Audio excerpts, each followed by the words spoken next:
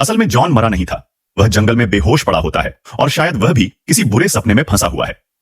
अब पूरे कस्बे में लोग एक एक करके गायब होने लगे हैं और हर कोई डरा हुआ है कि अगला नंबर उसका न हो। जूली को बचाने के लिए उसकी मां तुरंत विक्टर नाम के एक व्यक्ति के पास जाती है। विक्टर इस कस्बे में सबसे पहले आने वालों में से था और उसे कई रहस्य मालूम थे। उसकी मां ने भी कभी अपने बच्चे को बचाने के लिए पेड़ की खोखल में प्रवेश किया था और फिर कभी नहीं लौटी, लेकिन विक्टर आज तक सुरक्षित है, इसलिए वह भी अब उसी रास्ते से जूली को बचाने की कोशिश करती है।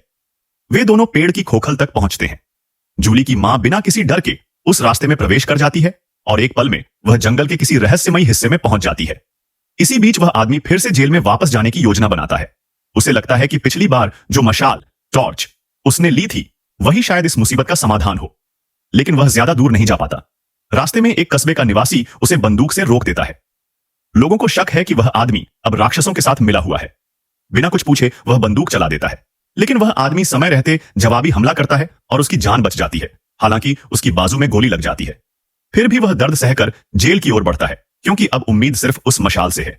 जैसे ही वह अंदर पहुंचता है, वही पुराना संगीत बॉक्स जमीन पर रखा हुआ होता है और वहां जूली और बाकी लोग बेहोश पड़े होते हैं। सब उस संगीत बॉक्स की वजह से फंसे होते हैं। वह बॉक्स तोड़ना ही चाहता है कि तभी थानेदार की पत्नी फिर से दिखाई देती है।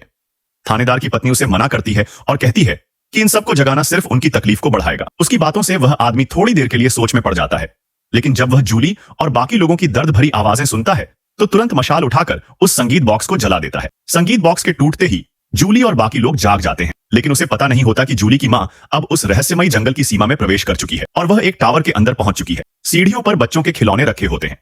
वह ऊपर पहुंचती है तो वहां एक सफेद कपड़े पहने रहस्यमयी बच्चा खड़ा होता है। जब वह फिर से होश में आती है तो खुद को एक अस्पताल के बेड पर पाती है।